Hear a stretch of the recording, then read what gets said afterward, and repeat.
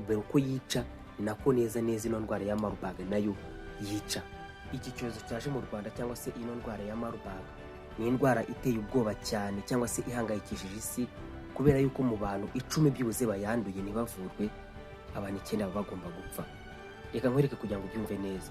Reba COVID-19 twatinye turi benshi, tukayitinya cyane igatitiza isi kugeza hisi yose yifashe nk'icyorezo cyiseriye, maze ikazana gahunda ya guma mu rugo. COVID-19 mu bantu 100 bayanduraga yicaga umuntu umwe n'ibice 5. Mu bantu 100 yicaga umuntu umwe n'ibice 5. Indwara y'igituntu tuzi kandi tunatinya cyane, mu bantu 100 bacyandura, abantu 43 nibo gihitana. Mu gihe iyi ndwara turimo turavuga yo Marburg, mu bantu 100 bayanduye, abantu 90 bose baba bagomba gupfa iyo batavuwe neza. Dore ngiyo impamvu igomba gutuma utinya ino ndwara yaje mu gihugu cy'u Rwanda, indwara nshyashya.